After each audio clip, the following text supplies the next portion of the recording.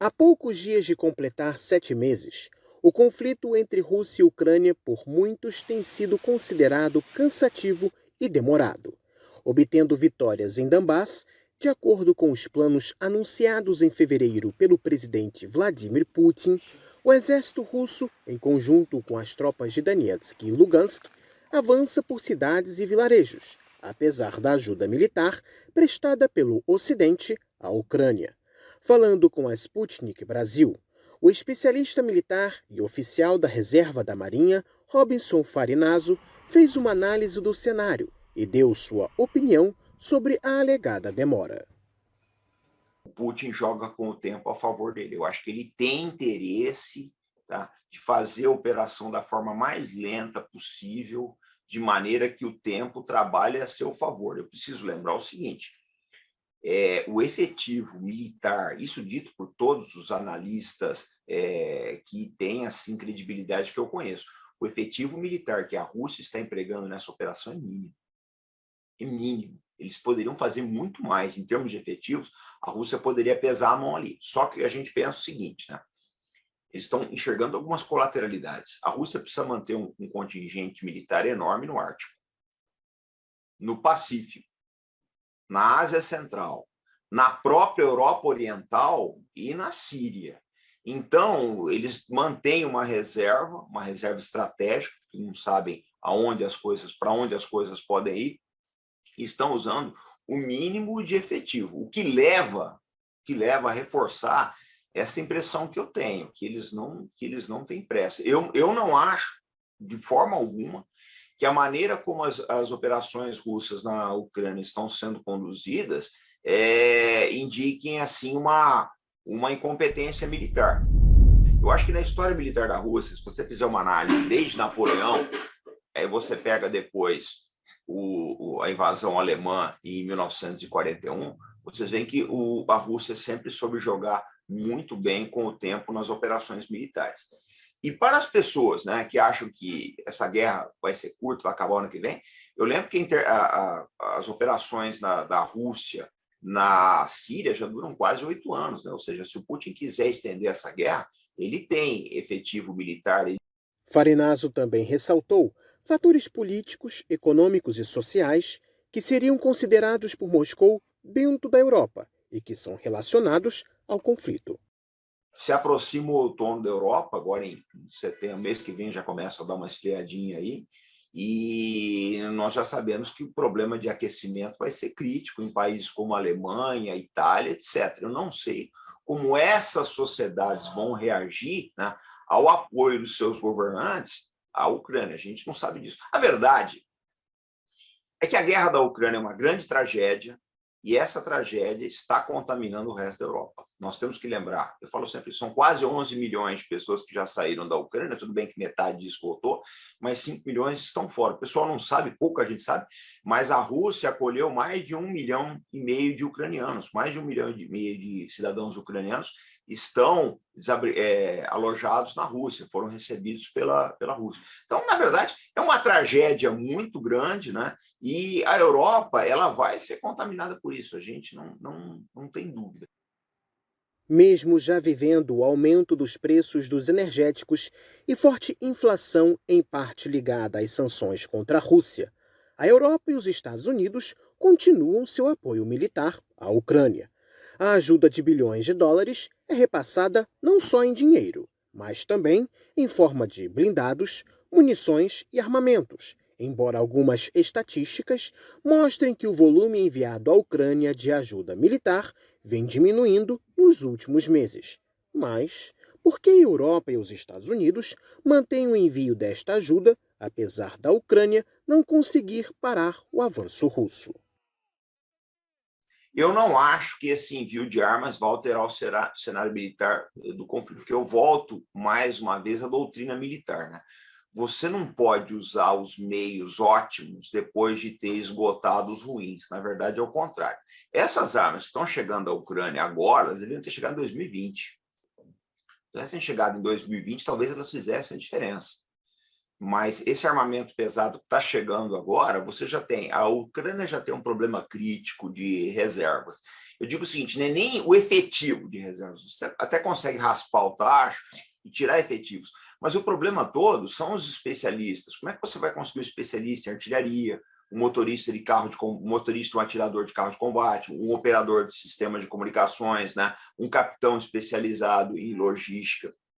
Isso é muito difícil. Então, essas armas, sem o pessoal, né, especializado, eu não acho que elas vão fazer muita diferença, como efetivamente não tem feito. Você vê o seguinte, por exemplo, se falava em Santo Javelin há pouco tempo atrás, já não está mais falando nisso.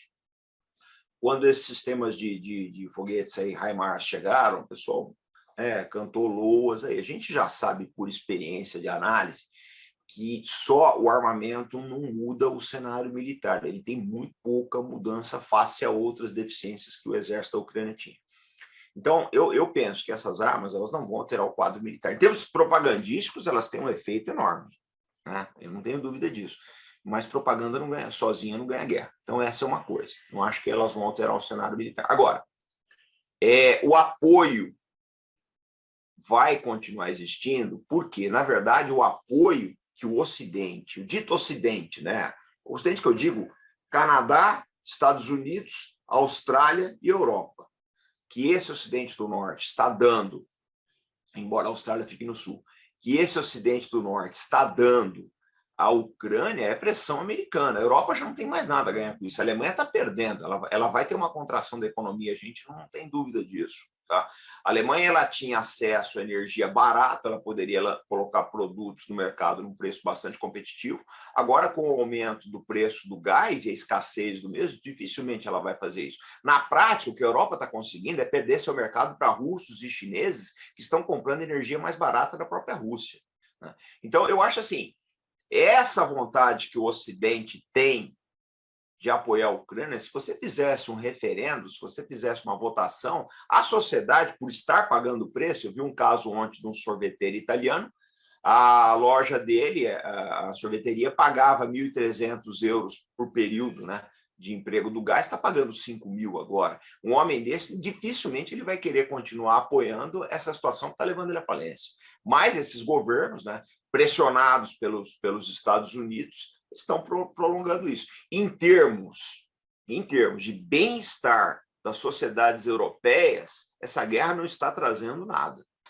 Esse aqui é um fato. Mas, né, como grandes players da indústria de defesa dos Estados Unidos, da indústria de energia dos Estados Unidos e alguns congressistas e algumas ONGs estão ganhando muito dinheiro com isso, a gente não sabe por quanto tempo eles vão prolongar o sofrimento do povo ucraniano.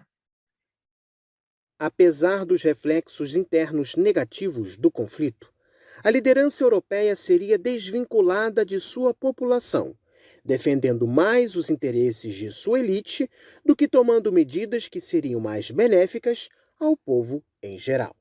Nós vemos políticos europeus completamente desvinculados do homem médio, do cidadão da Europa. Você pega um Emmanuel Macron, que é um banqueiro, uma pessoa que tem origem, tá, nas grandes casas bancárias europeias. Esse homem não sabe o valor de uma passagem de ônibus, esse homem não sabe quanto custa a conta do gás, esse homem não sabe o preço do quilo do pão, esse homem não sabe nada. Ele está ali, ele foi colocado por grandes conglomerados econômicos para atender uma agenda que não tem nada a ver com o cidadão médio francês. A verdade é o seguinte, a democracia no Ocidente, em geral, na Europa, nos Estados Unidos e mesmo no Brasil, ela tomou assim, ela se tornou uma grife. Essa aqui é a verdade. Por quê? Porque custa milhões para você fazer um deputado, para você fazer um prefeito, para você fazer um governador, para você fazer um primeiro-ministro, para você fazer um presidente da República ou um senador.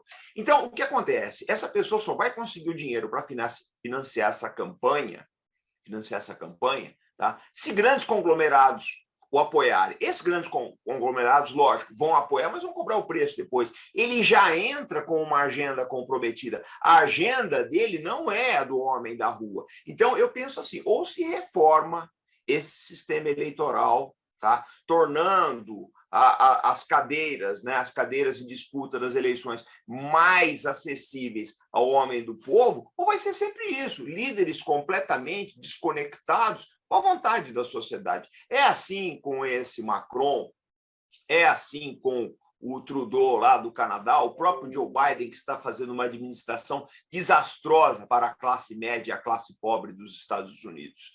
Eu acho que precisa de uma reforma. Agora, essa crise que a Europa está enfrentando, né, talvez as pessoas não consigam identificar isso, que a crise, um dos grandes motivadores, joga-se tudo a culpa na Rússia, mas um dos grandes motivadores dessa crise é o fato de que as lideranças perderam completamente a conexão com o eleitor.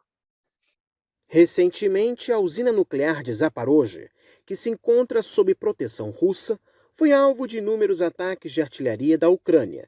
O risco de um desastre nuclear é grande, e os ataques se dão enquanto a região se prepara para um referendo que consultará a população se esta deseja fazer parte da Rússia.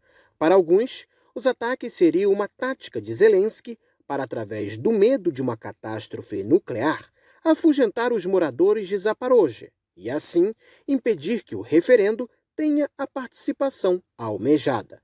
Já Farinaso não desconsidera a possibilidade de que, de fato, a Ucrânia possa buscar uma catástrofe nuclear, o que seria de acordo com os planos de seus aliados no Ocidente. O presidente Volodymyr Zelensky ele não tem autonomia para negociar uma paz se ele quiser. Mesmo que ele quiser, eu acredito que no fundo ele queira negociar uma paz, ele não tem autonomia. A Ucrânia está sendo conduzida pelos players da OTAN e dos Estados Unidos. Isso é um fato. Ela está sendo conduzida por esses atores. O Zelensky não tem autonomia para isso. Agora, o que o pessoal pode estar tentando, qual pode ser a intenção, né? Forçar uma catástrofe ali que cause uma grande comoção internacional, o caso seja levado à Organização das Nações Unidas e se tome alguma providência. Eu não acho que isso tem condições de funcionar. Eu acho que isso é arriscado, extremamente arriscado para ambos os lados. Se houver uma catástrofe nuclear em Zaporozhye, você vai afetar uma parte da Rússia, mas você vai afetar a Europa também. A gente tem que pensar que, dada a magnitude dessa provável catástrofe, a Rússia pode retaliar de outras formas, de formas bastante agressivas.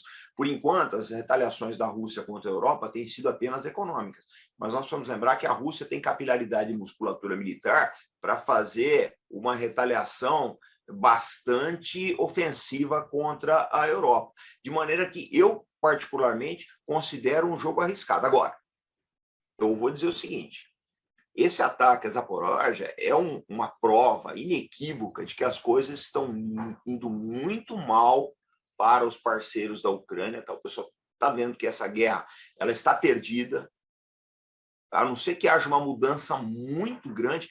Você vê o seguinte: historicamente, na Europa, todas as grandes ofensivas militares, a maior parte delas foram feitas no verão. O verão europeu está acabando.